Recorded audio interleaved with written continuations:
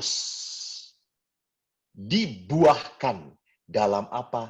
Tindakan kasih dan pelayanan. Ya, jadi kalau orang hanya selesai, maaf ya, anak-anak muda, selesai dengan misa, selesai dengan persekutuan, sudah cukup itu, dan kalian tidak pernah melakukan pelayanan, maka maaf, doa-doa Anda adalah doa-doa yang hampa. Doa-doa kalian adalah doa yang tidak sungguh keluar dari sebuah rasa kasih yang mendalam terhadap Tuhan. Maka menarik bahwa COVID-19 ini, di mana kita di lockdown, justru ini adalah saat bagi kita sebagai anak muda. Apa yang saya bisa lakukan? Untuk gereja, untuk orang yang sekarang ada dalam keadaan ketakutan, jangan-jangan saya memperkeruh suasana ketakutan dengan share berita-berita yang tidak menarik. Share berita-berita yang tidak membawa harapan. Atau saya adalah anak muda yang ikut menopang, menyokong orang-orang yang sakit. Dengan apa? Dengan pintu harapan. Saya membangun menara doa. Saya menjadikan rantai rosario di dalam persekutuan doa. Ini tindakan-tindakan yang nyata untuk apa? Menguatkan saudara-saudari kita yang putus asa. Pelayanan doa pun adalah sebuah tindakan kasih dan nyata juga. Jadi sekali lagi, pertama, bahwa situasi pandemi ini menantang kita untuk apa? Hidup religius ini tidak selesai pada semata-mata saya dihibur oleh Tuhan. Jangan. Saya harus menyalurkan hiburan Allah untuk menjadi berkat bagi orang lain. Maka dari itu, COVID-19 ini pun melahirkan apa? Mengajak kita untuk rela memberikan hasil jeripayah kita. Mengajak kita untuk rela memberikan hak kita. Istirahat, hak kita. Betul. Rezeki, mungkin hak kita. Tapi kalau kita melihat teman, kita berani mengatakan, ini bagilah untuk mereka. Saya bukan tidak butuh, saya melihat dia lebih butuh daripada saya. Ada sebuah keluarga yang ditelepon oleh, katakanlah, bukan konsumen, si tetangganya. Karena dia sering memakai tetangganya untuk memijat, katanya, Bu, saya sudah jarang memijat lagi. Dan kami semua sudah tidak mempunyai apa-apa untuk diberi, untuk dimakan keluarga saya. Lalu keluarga itu mengatakan, oke, datang kemari. Saya beri. Jadi ini tindakan di mana orang itu melihat, ini hak saya, ini punya saya, tetapi kau boleh menikmati apa yang menjadi hak saya. Ini tantangan di masa COVID-19 ini. Lalu kita juga harus melihat bahwa COVID-19 ini pun mungkin kita tahu melahirkan hal-hal yang negatif. Cukup banyak orang yang mulai bertanya, ketidakjelasan, bingung sampai kapan sih semua ini akan berakhir. Sehingga orang berteriak-teriak sampai kapan. Dan akhirnya toh kita harus mempunyai konsep yang baru yang diperkenalkan oleh pemerintah kita, kehidupan normal yang baru. Lalu karena kita merasa bahwa tidak tahu sampai kapan ini berakhir, lalu tadinya kita mungkin lockdown, kita mungkin rajin di rumah, tapi akhirnya kebosanan melanda kita dan kita berontak. Itu yang kita lihat di dalam masyarakat. Jadi karena sudah lama tertutup di rumah, pada saat PSBB ini agak dikendorkan sedikit gitu ya, masa-masa transisi, mereka jadi apa? Maaf dalam tanda petik, liar. Jadi seperti tidak terkontrol lagi. Sepertinya tidak peduli lagi. Bahkan maaf, ketidakpedulian itu pun seringkali melahirkan sebuah pernyataan-pernyataan, maaf ya, dalam tanda petik, ini bukan iman. Mati kan urusan saya dengan Tuhan. Setiap orang juga bisa mati. Saya tidak takut. Betul. Teman-teman, kita beriman itu harus kritis.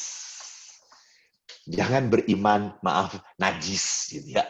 Beriman najis itu artinya apa? Ya kayak gitu. Saya percaya pada Tuhan. Tuhan akan melindungi saya. Lah kalau kamu sembarangan, bagaimana bisa dilindungi oleh Tuhan? Jadi kalau Tuhan itu baik, maka jangan membuat susah Tuhan untuk memberkati kita. Jadi ini karena apa? Orang sampai seperti ini, menyatakan seperti ini, kan sudah berontak, sudah mulai bosan dengan hidup. Kehidupan yang tertutup terus. Dan kita tahu di Quran dikatakan adanya kekerasan di dalam rumah tangga. Karena apa? Karena makin lama makin sering ketemu kita dan kalau normal yang masa biasa kan kalau kita udah jengkel kita bisa keluar. Tension kita berkurang karena ada aktivitas di tempat lain. Tapi pada saat semua ada di rumah, apa yang terjadi? Hal kecil pun menjadi masalah. Gitu ya. Mungkin karena apa? Anak tertekan, bapak ibu tertekan. Kita tahu banget bahwa perekonomian sekarang makin sulit.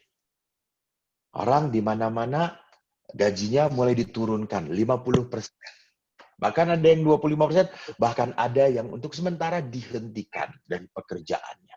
Karena perusahaan tidak mampu membiayai lagi.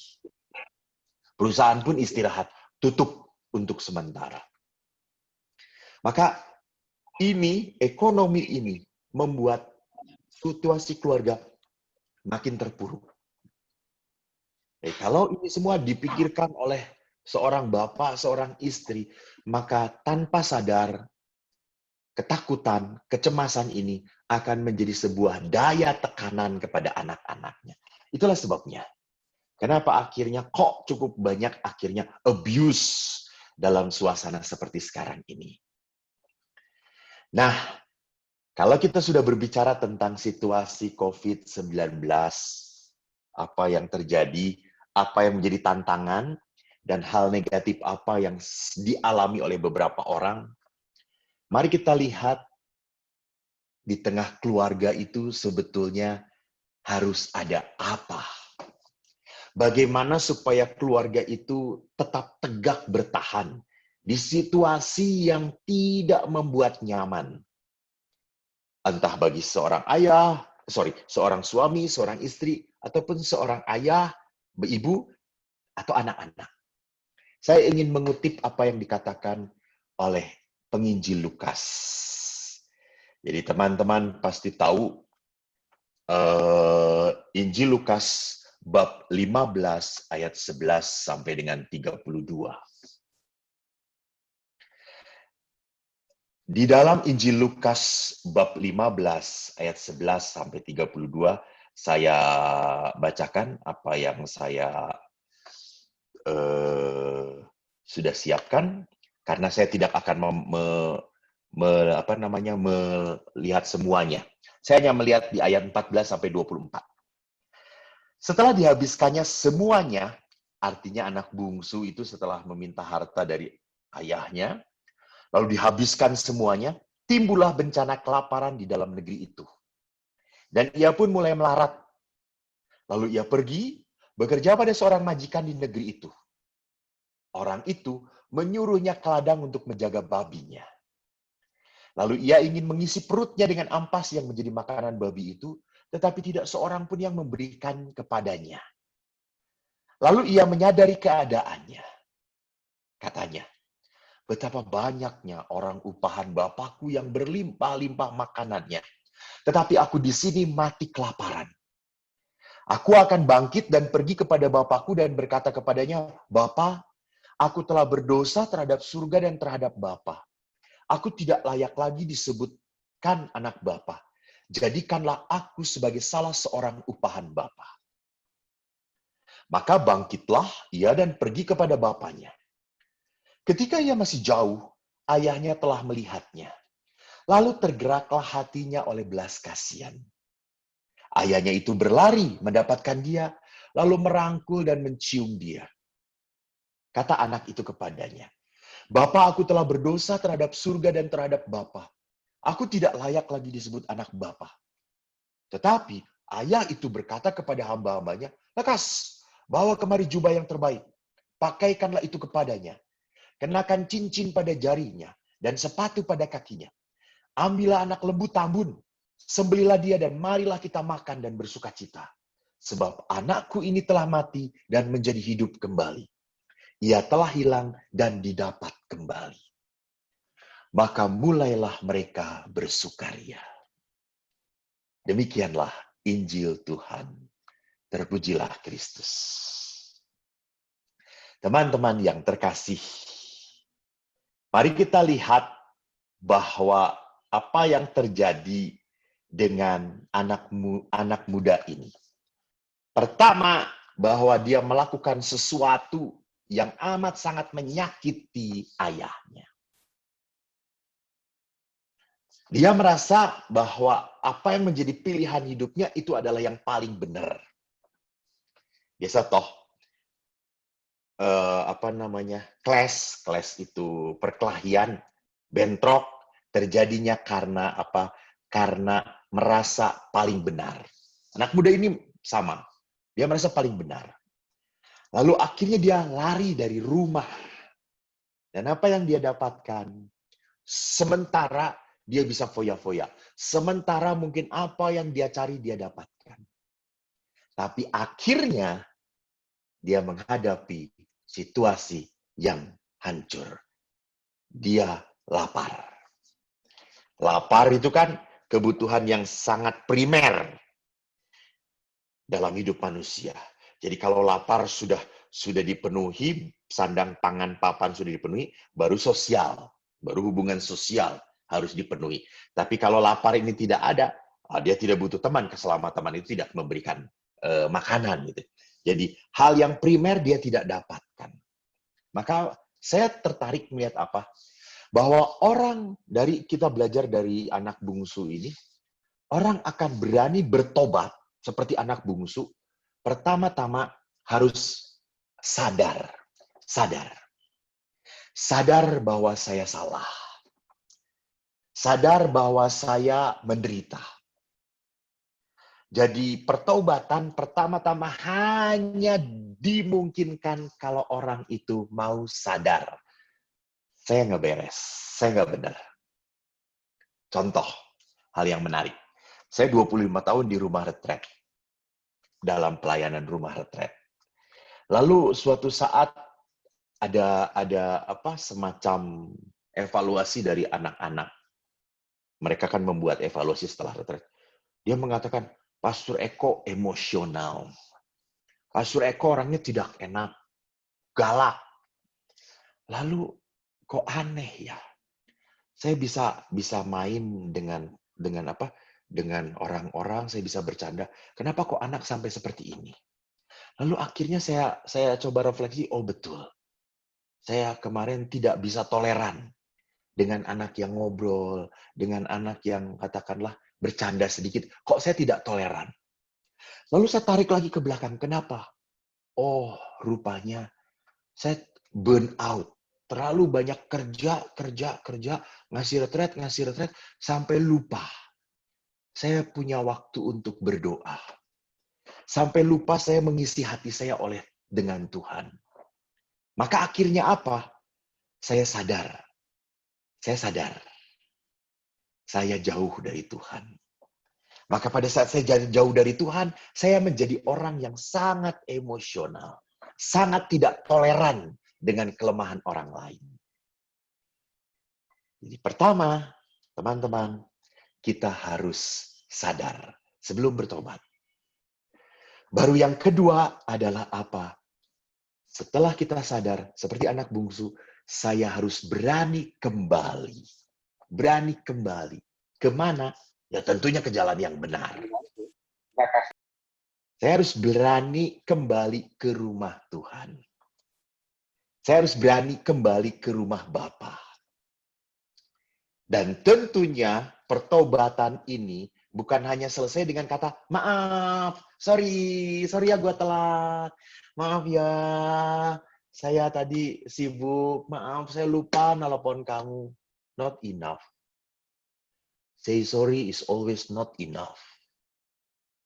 If you really want to say sorry, You must change. Harus berubah. Jadi pertobatan itu selalu harus membuat kita berani berubah. Anak bungsu tadi. Dia langsung tunduk kepada bapaknya dan mengatakan apa? Saya tidak layak lagi disebut sebagai anak bapak. Jadikan aku sebagai salah seorang upahan. Itu change. Dia mau merubah. Wah, bukan anak kamu lagi. Gua udah nggak layak lah. Udah biarin aku jadi pembantu. Keberanian untuk menanggung resiko dari sebuah apa? Dari sebuah kesalahan. Nah, jadi saya mau mengatakan apa? Bahwa pertobatan itu adalah sesuatu yang wajib terjadi di dalam sebuah keluarga. Kalau sebuah keluarga itu mau dipulihkan, mau kuat, mau bertahan, maka keluarga itu harus dibangun dari apa? Dari keberanian untuk minta maaf dan dari kerelaan untuk berani memberi maaf. Saya selalu tertarik mengutip apa yang dikatakan oleh Bapak Suci. Bapak Paus bulan September tanggal 28, ada pertemuan keluarga sedunia. Beliau mengatakan, tidak ada keluarga yang sempurna. Kita tidak punya orang tua yang sempurna. Kita sendiri tidak menikah dengan orang yang sempurna. Dan kita tidak punya anak-anak yang sempurna. Kita punya keluhan satu sama lain. Kita kecewa satu sama lain. Oleh karena itu, tidak ada pernikahan yang sehat atau keluarga yang sehat tanpa pengampunan. Teman-teman, tolong perhatikan apa yang dikatakan oleh Bapak Paus. Jadi Bapak Paus mengatakan bahwa tidak ada keluarga yang sehat kalau tidak ada pengampunan. Jadi pengampunan itu mutlak terjadi di dalam sebuah keluarga. Pengampunan di tengah keluarga adalah hal yang paling berat. Kenapa? Karena saya harus mengampuni orang yang saya percaya, saya sayangi. Saya harus mengampuni orang yang harusnya melindungi saya. Kok harusnya papa mama itu melindungi saya, tapi kok merusak saya? Harusnya papa mama itu menjadi teladan bagi saya. Kenapa kok papa mama itu malah terbalik? Menjadi orang yang memberi contoh yang tidak baik bagi saya. Kecewa. Banyak kecewaan. Maka sekali lagi butuh rahmat besar untuk bisa memberi maaf bagi orang-orang yang ada di tengah keluarga kita. Kalau kita sendiri harus memaafkan orang yang kita sayangi, nggak mungkin, tidak mungkin. Saya harus butuh Tuhan. Kita itu cenderung sebagai manusia, kalau disakiti, apa kecenderungan kita? Balas. Kalau perlu, sampai lebih parah. Biar dia ngerasain apa yang gue alamin, apa yang gue rasakan. Itu. Ya, apalagi kalau saudara kita sendiri. Maka kita bisa secara khusus memaafkan orang yang menyakiti kita.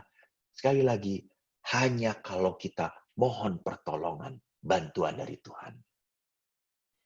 Oleh karena itu, teman-teman, rupanya di dalam gereja Katolik, kalau kita berbicara tentang perkawinan, kalau kita berbicara tentang hidup berkeluarga, jangan pernah lupa. Gereja Katolik mengajarkan keindahan di dalam hidup perkawinan. Gereja Katolik mengatakan apa? Bahwa perkawinan itu merupakan sakramen. Apa itu sakramen? Sakramen itu tanda kehadiran Allah di dunia. Jadi Allah itu menggabungkan kasih suami istri dengan kasihnya sendiri kepada umat manusia. Jadi kalau di dalam keluarga itu ada sakramen, itu berarti apa? Kita harus mencontoh bagaimana cara Kristus mengasihi gerejanya. Kristus itu mengasihi gereja dengan cara apa? Memberi hidupnya, memberi hidupnya. Maka kalau dalam perkawinan Katolik itu sakramen, itu berarti apa? Pasangan harus berani memberikan hidupnya satu sama lain. Suami pada istri, istri pada suami. Ini sakramen. Ini tanda kehadiran Allah. Jadi di dalam perkawinan, setiap pasangan harus menjadi tanda kehadiran Allah. Lewat apa? Lewat kemauan untuk menderita satu sama lain. Maka jika sangat tepat sekali bahwa dalam sakramen perkawinan, ada 3 pihak yang terlibat. Bukan hanya suami istri, tetapi di situ ada Kristus sendiri, ada Allah. Maka saya selalu ngomong kalau ada orang yang sudah tidak tahan dengan perkawinan. Pastor, saya sudah tidak tahan lagi. Dia begitu berubah, Pastor. Dulu begitu sayang, sekarang begitu menyakiti saya. Dia sudah lari dengan wanita lain. Bagaimana ini, Pastor? Saya ingin lepas saja dari dia. Saya ngomong, kamu waktu perkawinan berjanji di depan siapa? Tuhan. Kau hadirkan Tuhan, maka kau minta izinlah pada Tuhan. Jangan pada pastor. Kalau Tuhan mengizinkan kamu berdoa, dan Tuhan berkata, ya boleh, silakan. Tapi selama Tuhan tidak berkata, ya boleh, bertahanlah. Kenapa? Karena saya harus menjadi tanda Kristus. Di mana Kristus itu kadang-kadang cintanya ditolak. Nah, dalam perkawinan pun demikian. Memang menyakitkan. Ya betul. Jadi lihat saja, oleh karena itu, teman-teman, ini hal yang sangat selalu saya katakan sebuah keunggulan dalam hidup perkawinan, dalam hidup berkeluarga di dalam gereja Katolik. Gereja Katolik, maaf, satu-satunya gereja yang tetap berpegang pada aturan ini. Perkawinan Katolik selalu bersifat tetap. Kenapa? Artinya tetap itu seumur hidup, setia, monogami, dan terbuka terhadap kelahiran. Jadi di situ dikatakan apa? Bahwa perkawinan Katolik itu tidak semata-mata hanya saya yang mau menikah, tetapi Allah pun ingin bahwa saya menikah dengan dia. Maka disitulah kenapa perkawinan Katolik bukan semata-mata hanya antara manusia. Nah, harus ada campur tangan Allah. Sehingga kalau campur tangan Allah, maka firman Kristus benar dikatakan, apa yang dipersatukan Allah tidak boleh diceraikan oleh manusia. Teman-teman, mungkin kalian belum pernah mengucapkan janji perkawinan atau beberapa sudah gitu ya. Tapi kalau bagi yang ingin tahu, janji perkawinan itu menarik. Dikatakan di dalam janji perkawinan demikian, saya bla bla bla memilih engkau bli bli bli menjadi istri saya, misalnya yang laki. Saya berjanji untuk setia mengabdikan diri kepadamu. Tolong perhatikan bahwa kata yang dipakai adalah mengabdikan diri. Bukan mengatakan saya berjanji untuk menjadi teman engkau. Enggak. Saya berjanji untuk mengabdikan. Apa artinya mengabdi? Karena berarti apa? Saya mau supaya engkau itu menjadi orang yang selalu saya layani. Mengabdikan diri. Dalam untung dan malang. Di waktu sehat dan sakit. Jadi, saya mengabdi kepada engkau bukan karena engkau berguna bagi hidup saya semata-mata, bukan karena engkau sedang sehat, bukan karena engkau gajinya besar, bukan. Saya mengabdikan diri karena saya apa? Karena saya berjanji kepada Tuhan. Maka walaupun Anda tidak layak diabdi, Anda tidak layak dilayani, saya tetap akan melayani. Karena ini janjinya di depan Bapa, di depan Allah. Mari saya mau mengasihi dan menghormati engkau sepanjang hidup saya. Menarik teman-teman, bahwa janji ini ingat, ini adalah pegangan.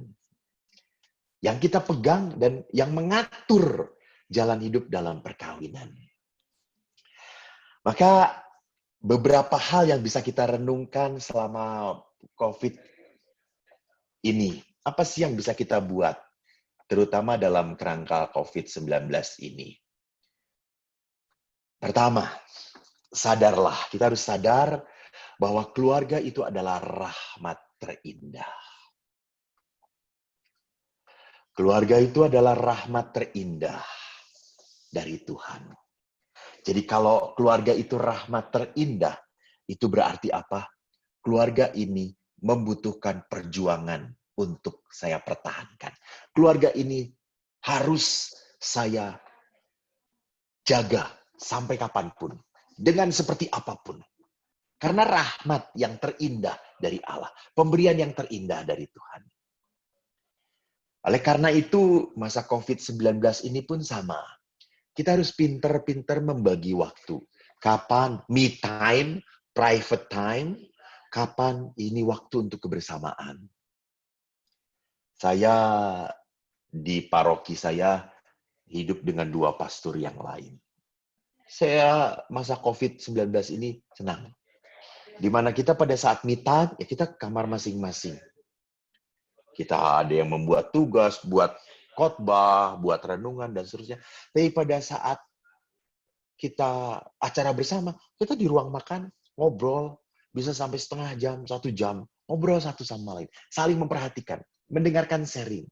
Bahkan mendengarkan cerita mereka masa lalunya seperti apa. Jadi, di situ kebutuhan kita untuk keluar dari diri sendiri.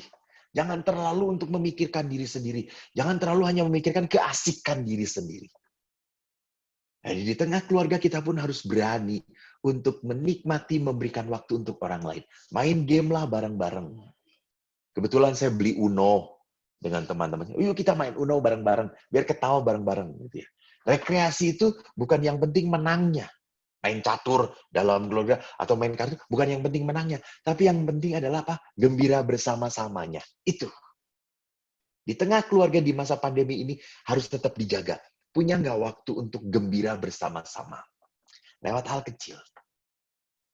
Berikutnya, di masa pandemi ini, di tengah keluarga, apa yang bisa kita lakukan? Menumbuhkan tetap mental, menerima ketidakpastian ini dengan hidup selaras dengan ketidakpastian. Itu berarti apa? Saya bukan bertanya-tanya kapan sih selesainya, bukan. Tapi kita belajar untuk berpasrah, percaya, membangun kepercayaan. Bagaimana caranya, Pastor? Hanya doa. Hanya doa yang bisa kita jadikan sebagai pegangan. Berita-berita di mana-mana pun semuanya selalu hanya membingungkan. Tapi firman Allah, itulah firman yang bisa menjadi kekuatan.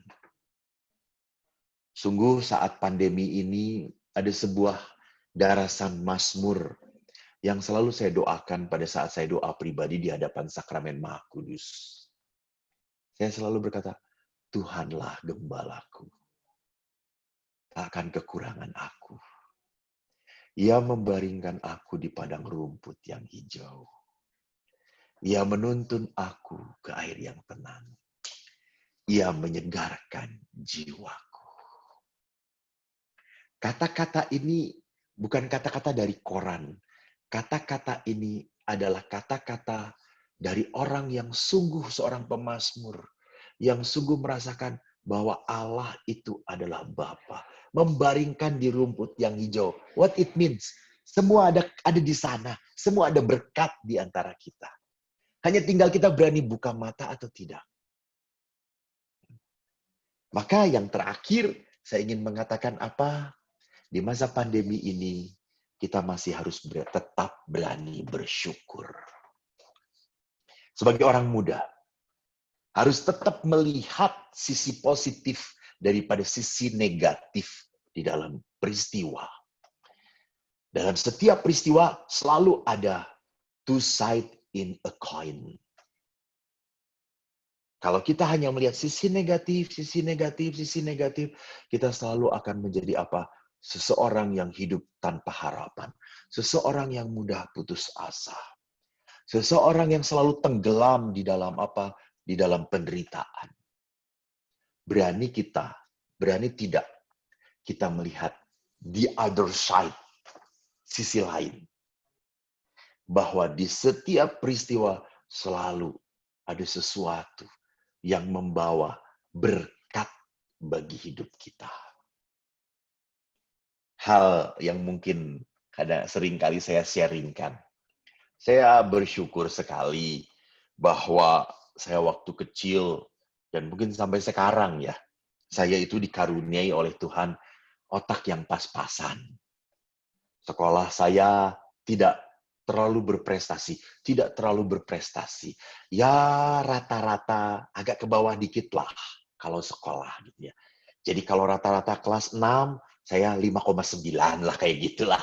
Tapi kan masih naik gitu ya. Kalau tidak naik, masa setengah kelas nggak naik? Berarti yang bodoh bukan anaknya, gurunya yang bodoh kalau sampai setengah kelas nggak naik gitu ya. Saya selalu di rata-rata kayak gitu. Tapi kenapa itu menjadi anugerah bagi saya?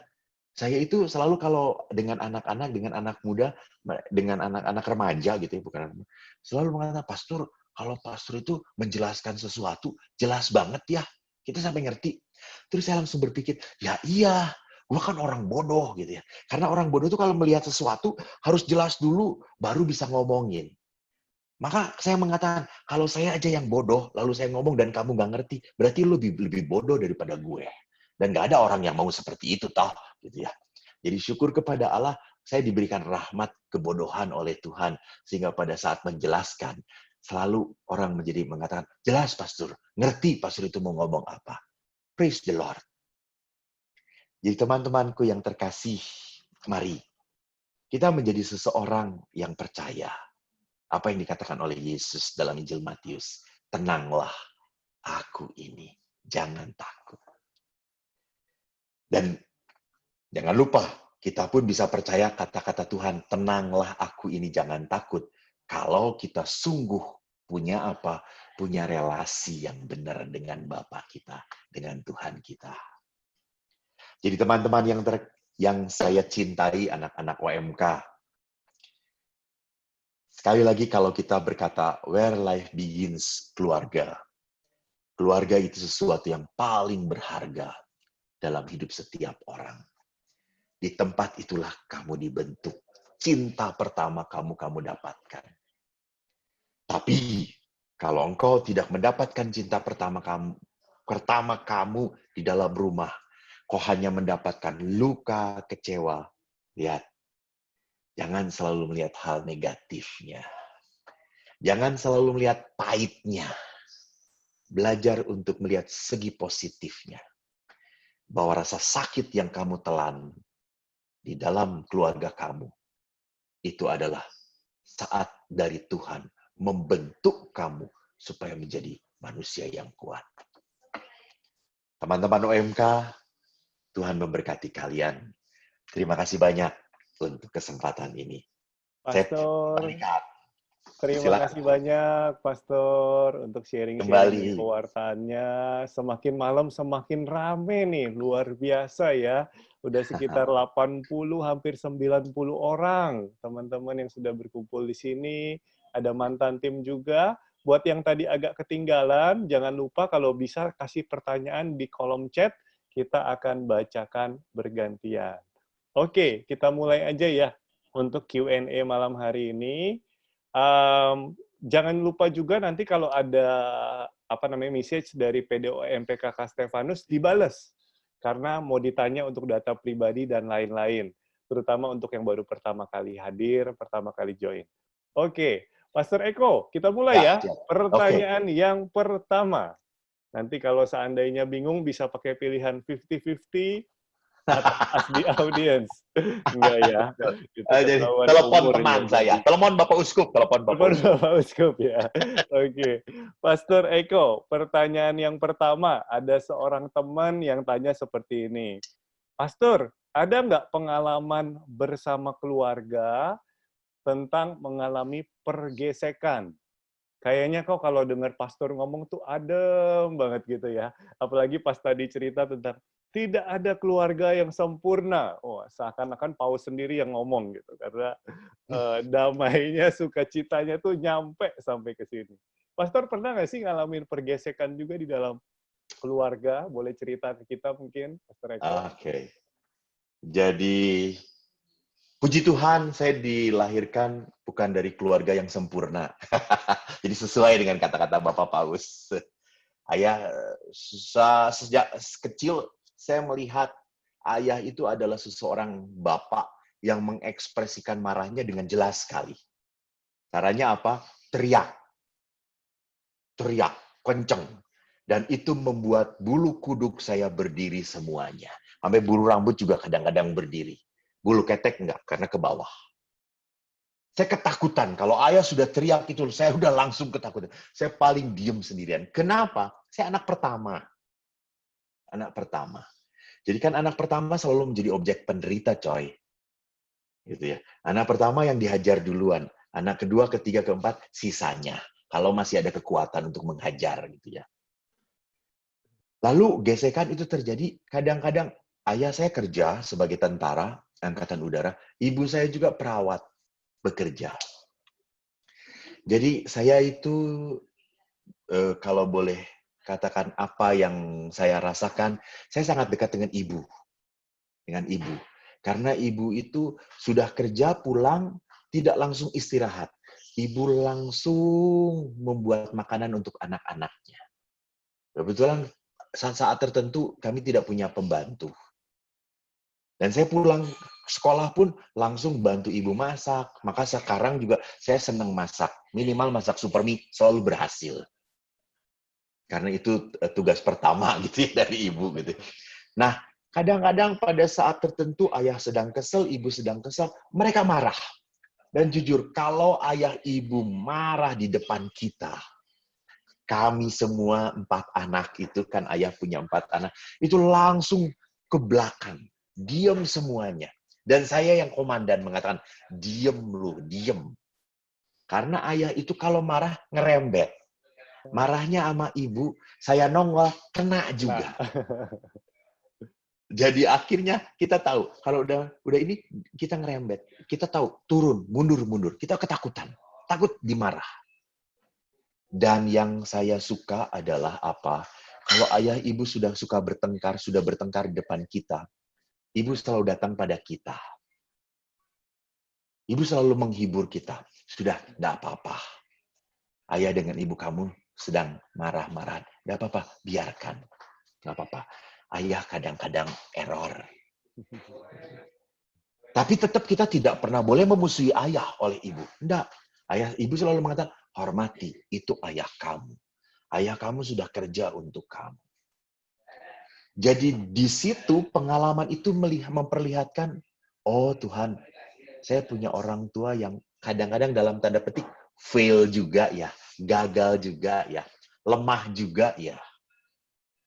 Dan saya bersyukur saya mempunyai ayah yang saat-saat tertentu, memang tidak setiap saat ya, tidak setiap saat, saat-saat tertentu dia mengungkapkan, he say sorry. Dia minta maaf. Dan sekali lagi, pada saat seorang ayah meminta maaf kepada anaknya, itu sangat menyembuhkan luka anaknya. Itu yang saya alami. Go, Aditya, itu pengalaman saya. Terima kasih, Pastor. Ya. Kalau saya tebak nih, biasanya kalau anaknya pastor, keluarganya, orang tuanya pasti kemungkinan besar religius. Nah, ini lanjut ke pertanyaan berikutnya ya, Pastor ya. Ini kaitannya seru nih. Apa yang sebagai anak dapat lakukan apabila orang tuanya belum terlalu mengenal Tuhan? Mungkin Katolik, tapi belum terlalu religius. Apa cara-cara nyata yang sederhana yang dapat dilakukan di masa pandemi ini, Pastor? Selain mendoakan mereka. Nah, tuh ditambahin lagi tuh. Ada curhat dikit kayaknya nih. Iya, betul. Gimana? Yang menarik adalah saya mau ngomong doa, sudah langsung dijawab. Iya. Tahu doa gitu ya. Langsung ditembak duluan, Pastor. Benar. Ya.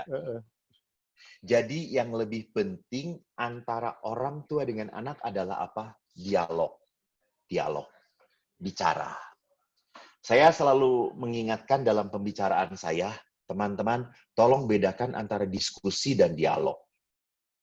Kalau diskusi itu adalah pembicaraan level pengertian.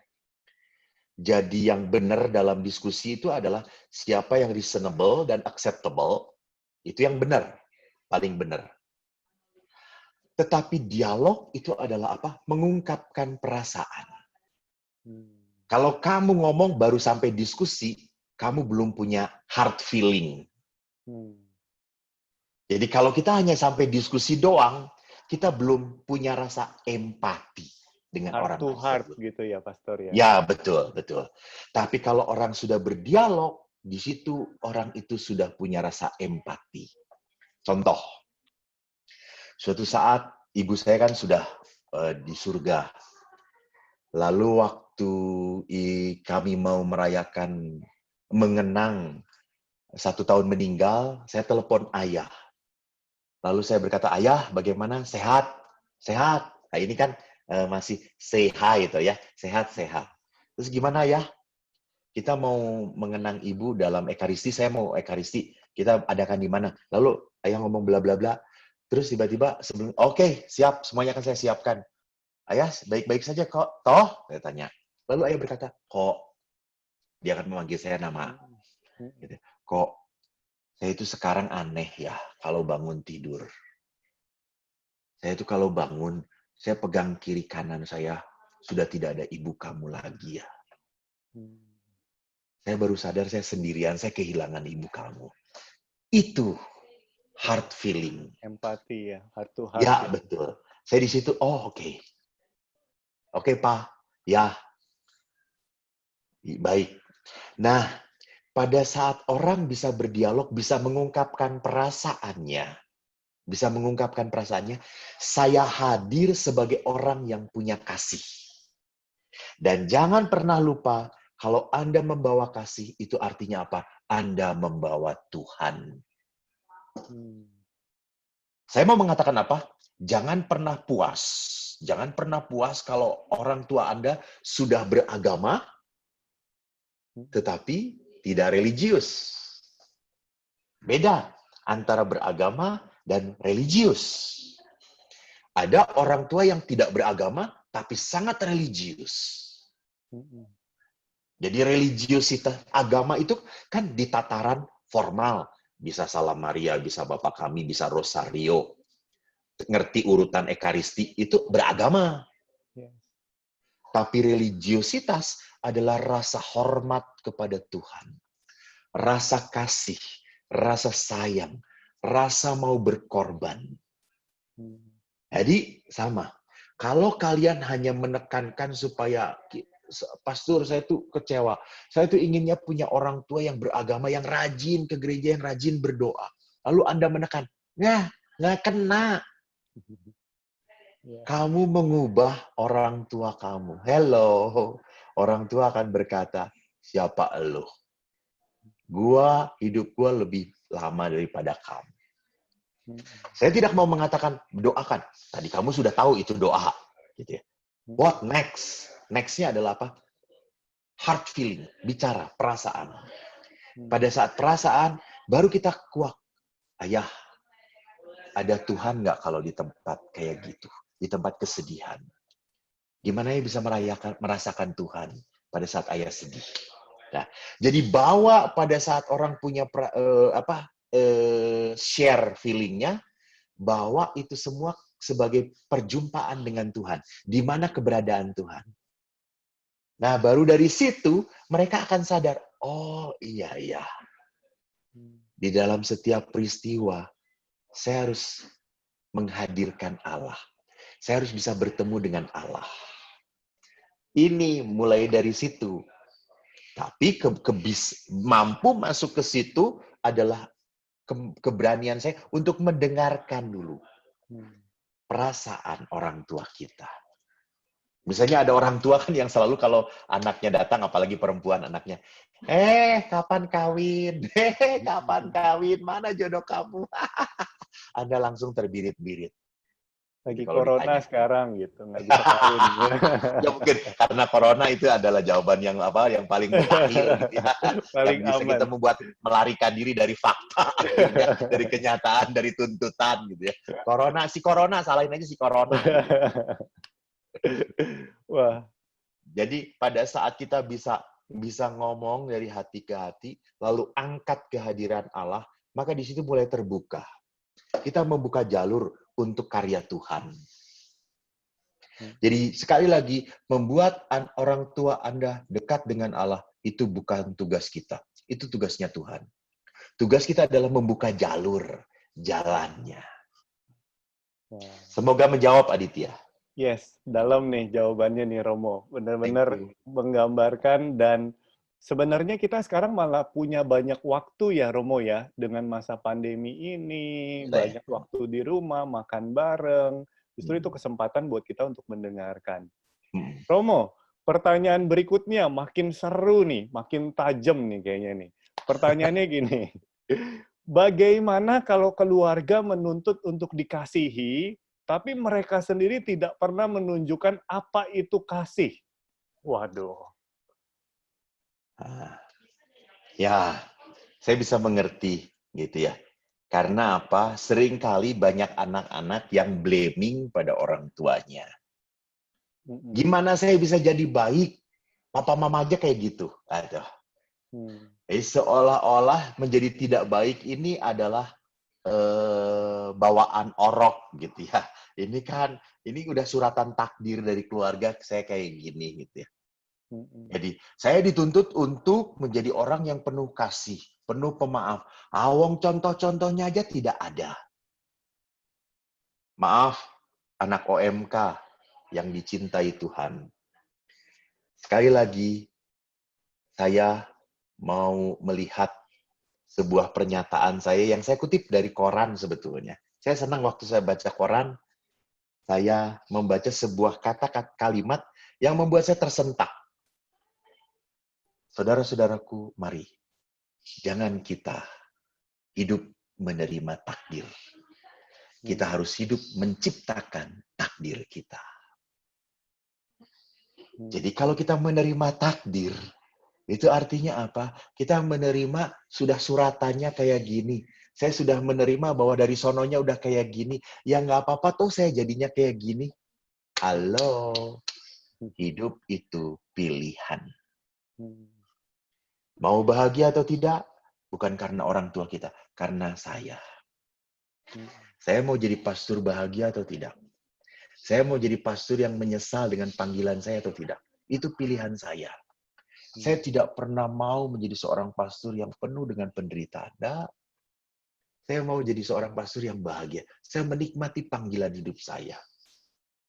Sampai suatu hari, Aditya, saya naik pesawat dari Medan. Waktu itu saya masih tugas di Medan, ke Jakarta. Di samping saya seorang ibu, ketakutan. Saya lihat ibu itu, wah, ibu itu ketakutan. Saya diam. Seperti biasa kalau take off, saya buat tanda salib. Itu manusiawi. Karena di situ adalah saat genting. Kita kan take off, landing, dan turbulensi. Itu 3 hal yang selalu berdoa pada saat pesawat. Sama, Pastor. Tos dulu. Ya, betul. Lalu pada saat saya berdoa, si ibu itu bukan sama. Kebetulan ibu itu memakai jilbab. Dia berdoa. Setelah berdoa saya selesai, si ibu ini nggak selesai-selesai. Gitu. Sampai dia pegangin pegangin bangkunya. Saya diam saja. Di pertengahan ibu itu melihat saya. Saya sedang diam. Saya sedang dengerin musik setengah, tapi sedang baca juga. Di tab saya. Terus tiba-tiba ibu itu berkata, Bapak tenang ya. Sudah biasa naik pesawat. Ya Bu, saya sudah berkali-kali. Gitu. Terus saya bertanya, kok Bapak itu tadi saya lihat berdoanya membuat tanda salib. Bapak kerjanya apa? Lalu saya jelaskan, saya sebagai pastor. Saya pastor Katolik. Lalu ibu itu langsung ngomong, Bapak pastor itu berarti tidak menikah ya? Ya, betul. Saya tidak menikah. Lalu ibu itu langsung ngomong, Bapak pastor tidak pernah menyesal. Lalu saya melihat ibu itu. Dan saya berkata dalam hati, kalau hidup menikah dan harus dengan ibu sih saya tidak akan pernah menyesal gitu ya. Tapi itu dalam hati gitu, saya nggak ngomong dengan ibu itu. Lalu saya berkata, Bu, saya tidak pernah menyesal. Ini pilihan saya. Saya selalu bahagia.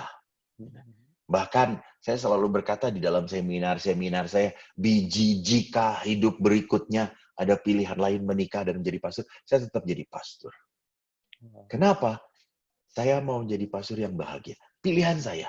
Saya dididik oleh ayah yang keras, bukan berarti membuat saya menjadi pastor yang keras. Saya dididik oleh ayah yang pemarah, bukan berarti sekarang saatnya saya jadi pastor, saya harus memarahin dan menyakitin hati ayah saya. Enggak, justru terbalik. Saya jujur saja, setelah jadi pastor, saya banyak waktu telepon ayah. Kemarin malam saya ajak ayah bersama-sama ngobrol. Justru pada saat itu ayah berkata, kamu penuh perhatian ya dengan aku. Yes, kamu bapak saya gitu ya. Siapa? Kalau saya ngomong kepada orang lain suruh menghormatin ayahnya supaya sayang dengan ayahnya, saya sendiri tidak melakukannya, saya tidak mau jadi omong kosong. Nah, jadi apa yang saya mau katakan? Teman-teman, hidup itu sebuah pilihan. Ciptakanlah takdirmu. Jangan terima takdirmu. Terima kasih. Wow, Pastor ini penjelasannya sederhana dan on point banget nih. Kalau kata orang tuh sekali tepuk 2-3 lalat, Pastor. Karena sekali menjawab pertanyaan bisa menjawab beberapa pertanyaan yang teman-teman. Kamu tukang ikan ya, sering banyak lalat ya.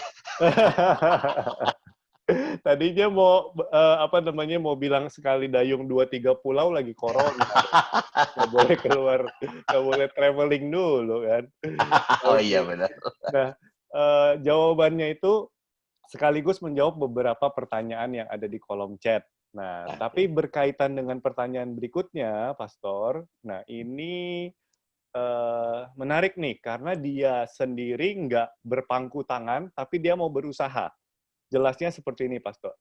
Bagaimana kita harus berpikir bahwa Bapak itu baik, sedangkan melihat Papa yang nggak baik? Apa yang dapat kita lakukan agar dapat tetap melihat bahwa sosok Allah Bapa itu baik? Jadi dia mungkin pernah mengalami, tapi dia mau berjuang, dia mau berusaha untuk tetap melihat kebaikan dari sosok Allah Bapa. Seperti itu, Pastor, pertanyaan. Ya. Jadi saya tidak akan pernah berhasil melihat kebaikan Allah kalau belum berani menerima dan berdamai dengan pengalaman sakit, dengan pengalaman luka. Jadi kalau saya masih di dalam pengalaman luka, pengalaman kekecewaan, saya dibesarkan dengan rasa sakit, pain dari ayah saya akan selalu berpikir Allah itu adalah Allah yang jahat. Allah yang memasukkan saya di tengah keluarga yang maaf, brengsek. Jadi, apa yang harus saya lakukan pertama kali adalah apa? Jadi ada proses yang disebut dengan healing proses itu ya. Jadi healing proses itu pertama, bahwa saya harus berani menerima kenyataan bahwa saya sakit, kecewa, marah, jengkel. Dan setelah menerima, saya harus berani merasakan rasa sakit itu. Lalu setelah merasakan rasa sakit, saya harus berani mengungkapkan. Karena mengungkapkan itu berarti apa? Berarti saya mengakui bahwa saya kecewa, bahwa saya marah. Baru setelah itu saya bisa akseptansi, menerima, dan akhirnya memaafkan. Jadi proses ini harus diterima dulu. Jadi maaf, image kita tentang Allah tidak akan pernah menjadi image yang benar. Relasi dengan Allah kan yang penting, relasi itu kan bukan masalah pandangan. Relasi itu kan masalah hubungan. Hubungan yang mendalam dari hati ke hati. Ya, relasi saya dengan Allah pun tidak akan sungguh mendalam kalau sekali lagi saya belum membereskan rasa sakit saya dengan orang tua saya. Dan saya mungkin pernah bicara tentang luka batin dengan OMK itu. Saya mengatakan bahwa membereskan luka itu bukan masalah orang yang melukai saya. Karena orang yang melukai saya kan seringkali tidak sadar bahwa saya melukai. Jadi yang bisa membereskan sakit Jengkel, kecewa adalah orang dalam tanda petik yang tersakiti. Itu Aditya jawaban saya. Yes. Waduh, itu jawaban-jawaban tadi ternyata sudah cukup mencakup jawaban dari beberapa pertanyaan teman-teman. Nah, tapi ada lagi nih, kali ini lebih sederhana nih, Romo. Arti sebuah keluarga untuk Romo tuh seperti apa? Since Romo nggak hidup berumah tangga, katanya begitu Romo. Ini agak sedikit bercanda juga nih, yang Iya. titip pertanyaan. Gimana Romo itu? Ya, jadi apa arti sebuah keluarga? Pertama, saya harus sadar bahwa yang mendukung saya menjadi imam adalah keluarga saya. Mereka tidak pernah menyuruh. Sejak kecil kalau saya ditanya, saya menjadi apa? Saya menjadi pastor. Dan waktu ayah saya tahu bahwa saya ingin menjadi pastor, ayah mengatakan, ya sudah kamu giat sana, ikut mesdinar, ikut lektor, ikut paduan suara, ikut Legio Maria, ikut OMK. Bahkan saya ingat waktu SMA saya mau masuk seminari. Pendaftaran seminari hampir ditutup. Sampai ayah saya mengambil cuti dari pekerjaan. Dia pergi ke seminari Mertoyudan, Magelang. Harusnya hanya bisa dikirim lewat pos, tapi karena ayah tahu kalau dikirim lewat pos pasti terlambat, ayah pergi sendiri. Jadi itu dukungan yang jelas bagi saya untuk mendukung cita-cita anaknya. Dan pernah suatu saat bahwa saya pun mengalami, kan namanya panggilan itu kan up and down gitu ya. Saya mengalami down waktu di seminari, saya jengkel banget. Kalian tahu toh 300 orang anak seminari laki semuanya. Tidak ada keindahan sama sekali. Di seminari itu yang paling cantik cuma guru kami, guru bahasa Inggris usianya 72 tahun, saudara-saudara.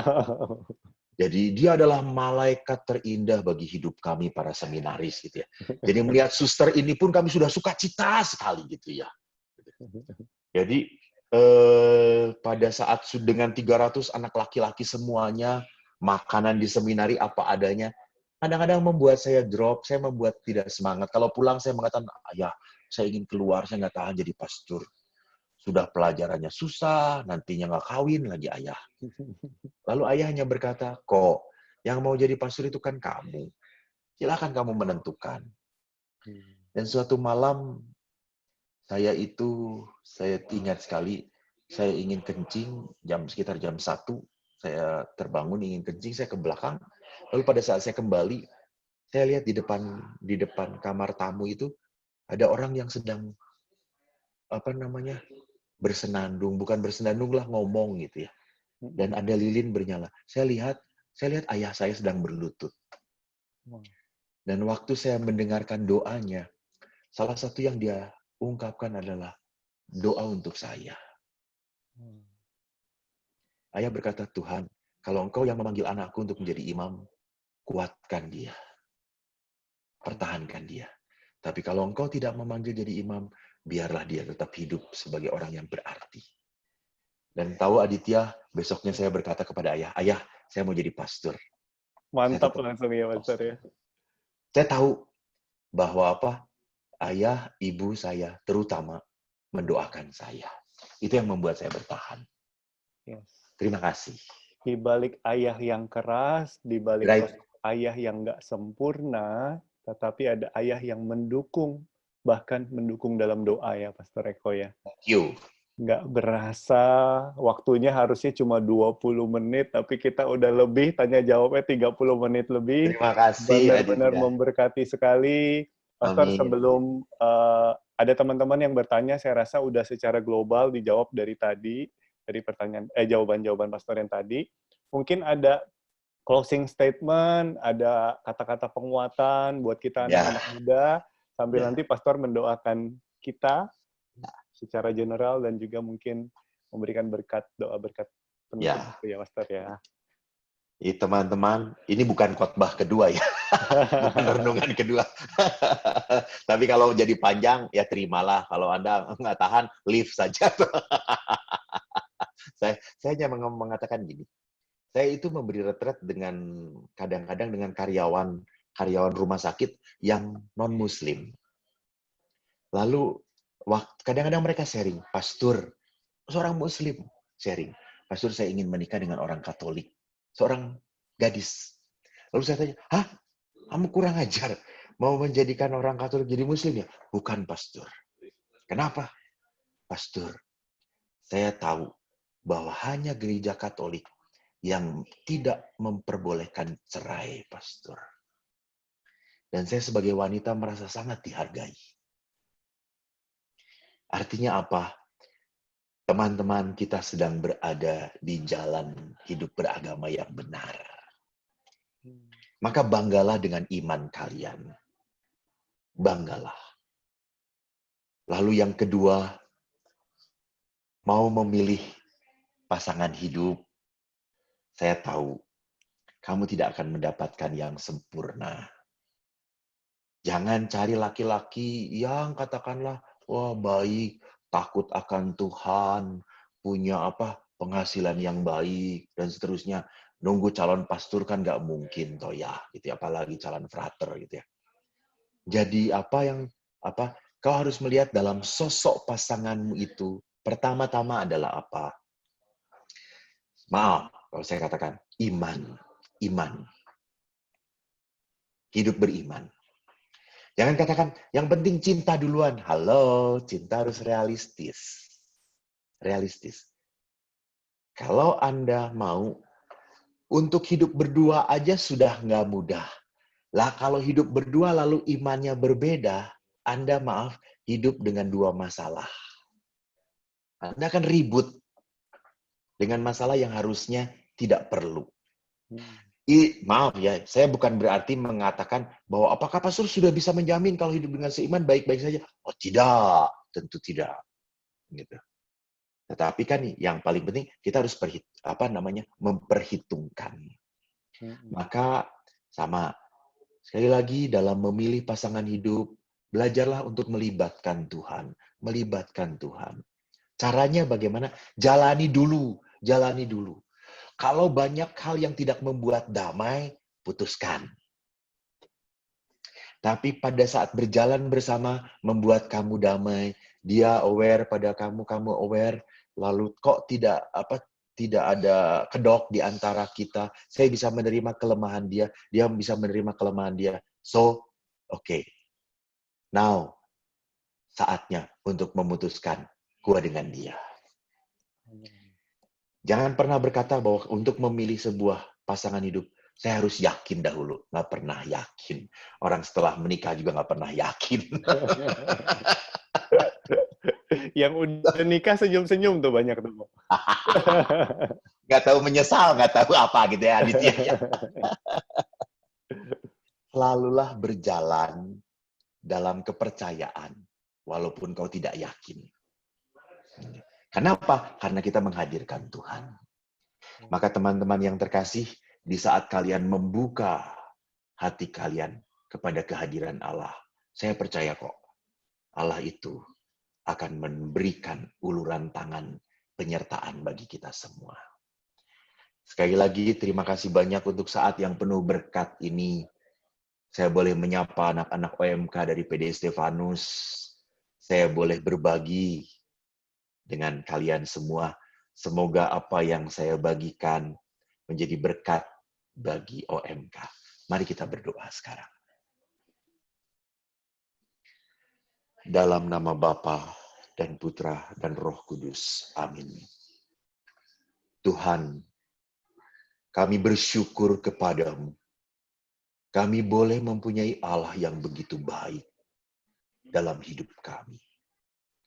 Engkau Allah yang selalu sabar pada kami.